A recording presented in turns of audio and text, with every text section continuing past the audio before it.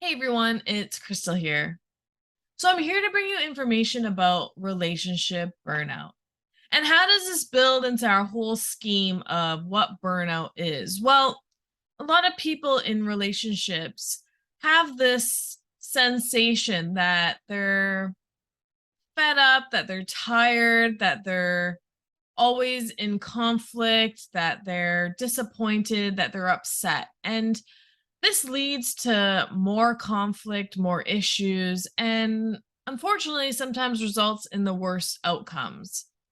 Relationship burnout is when there's unresolved stress individually as well as together, and it just keeps compounding. It keeps building on. And as each individual has their stress, as well as a combined level of stress, this then explodes into burnout, where either one or both individuals are burnt out and the relationship starts suffering.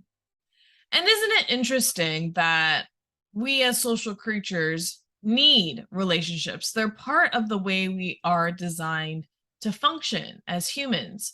We need relationships in order to keep us mentally, cognitively well, to keep our stamina and moods up, to build meaningful purpose in life, to have somebody to share that life with, to be able to learn and grow and build with others. And it's more even sometimes in a community setting as well, or getting things done. So relationships are so critical. It doesn't matter if it's a romantic, work, friendship, whatever that may be, every relationship is critical. And when they're so critical, it's interesting to my own self that they're so hard to maintain. They're so hard to be good all the time. They always come with some baggage or stress, and that's natural. We're human beings, we're people. We have stress, we have baggage, we have things that we bring to the table that maybe we shouldn't bring. Or like when they tell you at work, you leave your personal bag at the door and you don't walk in with that. I get that, but we're also human. We also feel, think. We have these things going on within us. So it's unnatural to leave the bag at the door. We always bring that bag with us, some way, shape, or form, to the relationships that we're in.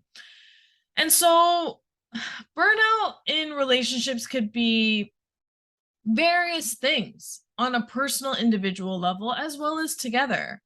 Perhaps there's a history between you two, and there's some bumpy roads alongside this relationship, and you've gone through some things and you've come out of them as well. But sometimes as individuals, we hold some resentment, we hold some negative feelings, some troubled thoughts around it. And so that is gonna keep quietly just nag at us in the back of our mind if we don't heal it, if we don't come to terms with it, if we don't have a mutual agreement with it.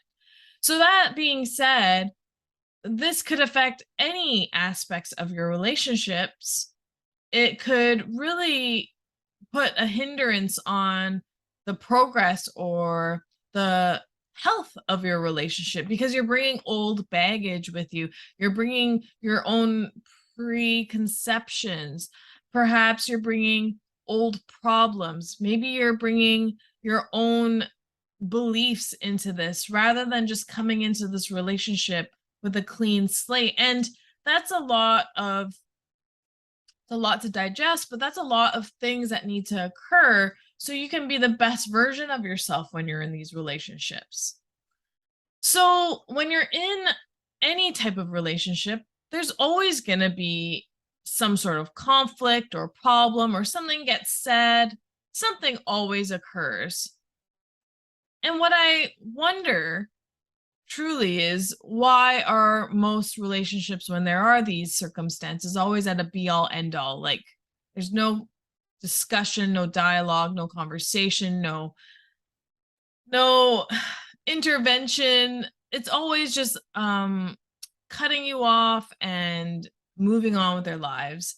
And Not saying that there isn't a time and place for that. I think that there is. But some conflicts can be resolved, or people should be entitled to their feelings and opinions and not lose a friendship or relationship over it. And unfortunately, this is the normal, typical case because sometimes we don't know how to step outside of our own selves and allow individuals to be free to express and be the way they are.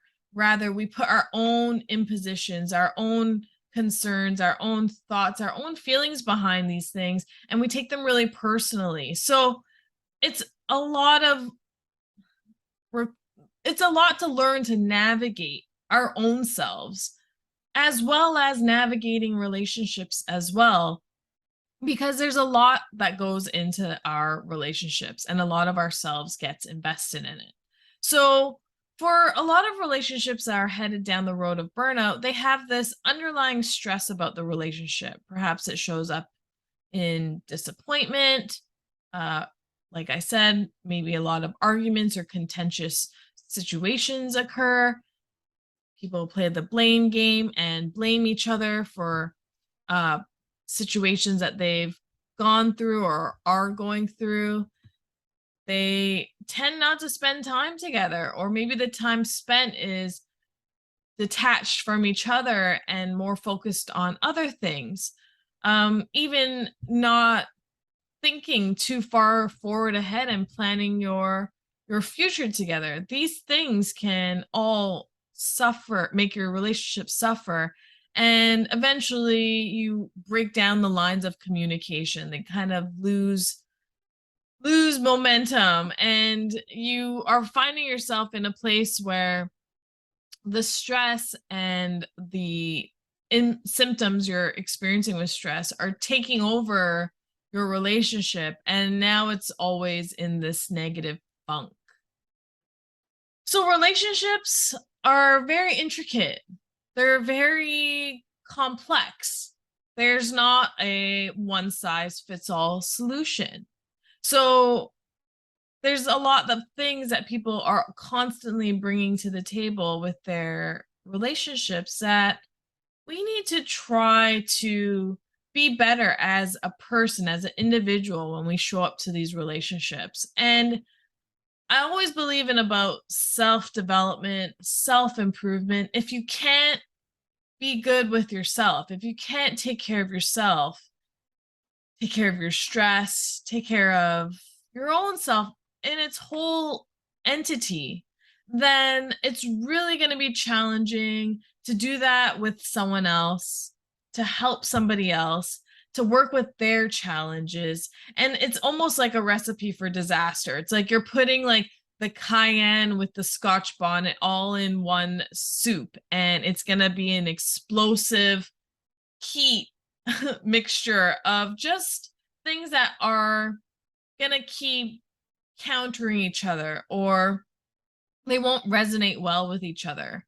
So it's about finding that good harmony between you and the other individual, the balance that you need, and also really getting a grip on your own self so your stress doesn't start trickling into your relationships, where then they start becoming mixed up and complicated. And as I say this, I understand it's not that simple. And I understand it sounds like an easy logical concept, but how do you do that? Well, I'm going to help you get some ideas on how you can start to do that. And then with time, as you develop these and do more research and self discovery for your own self, this will start just becoming a part of who you are. And you'll start noticing that when you start feeling better, your relationships start feeling better. And maybe some of those relationships, they've been exhausted, they don't serve a purpose at that time, and it's okay. It's healing through that and allowing them to just move aside for a bit, or maybe permanently, whatever you decide. But you start stepping into this different way of life when you start developing a better relationship with yourself. And then that trickles into your relationships. And it's like when you're on a plane and they show you that you need to put your mask on first in an emergency, and then you put on a child or an elderly person or somebody who needs help afterwards, because you can't help somebody when you don't have oxygen to be able to function and help yourself. So how are you supposed to operate in that state of fear and panic and chaos and be able to help somebody else? It's just not practical. And so if you can think about that and think about how you can apply that to your relationship and the concept of relationships, it's almost the same way. So we really have to take care of our own stress. And stress comes from many different parts of our lives. And there's always a good level of stress that motivates us to do things, to get out of our comfort zone. But it's when you're stressed to the point where it's becoming chronic, you're worrisome, it's debilitating you, you're unable to function. You start experiencing really deep emotional issues like depression, anxiety, even to the point of suicide. When you are experiencing even physical ailments, and this could be very minor, from like muscle tension to perhaps maybe just a mild headache or migraine, it really can explode into some serious issues where your nervous system is affected. You start perhaps having serious migraines that are debilitating. Maybe you have blood circulation issues. Maybe you start having some serious digestion issues or skin problems. So, a lot of issues that we may not even be aware of are embedded within stress. And we bring this stress to our relationships. And in a romantic relationship, we really depend on our partner to be there, to be available to us, to lean on. And unfortunately, sometimes we don't communicate this in the right way. It gets delivered in a really aggressive tone. And because stress is highly contagious, whatever you're feeling stressed about, the other individual can start feeling this stress, feeling the energy from your stress, and then their own stress gets intensified and amplified. And then perhaps some problems start occurring between you two because you're both at this level of stress. And then things start happening between you two, not in a good way. This can also be applied to friendships or work relationships where sometimes you're in a really stressed mode. You can feel this energy, by the way, from somebody else. At least I know I can. I can feel the energy of when someone's stressed. I feel like you get on that same roller coaster with them, that same wavelength, and you can feel it. So for people who are in these circumstances, you may feel like you're dealing with their stress, and not taking it on is something really critical to know, and setting that boundary to not take it off. So what do you do if somebody else is stressed? What do you do?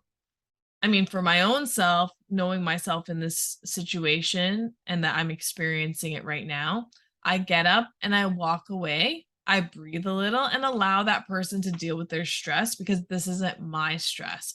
And I'm able to send myself some better energy knowing that I can disconnect from somebody else's stress, take back my emotions and give them theirs, and just allow that degree of separation to occur by walking away. Food for thought.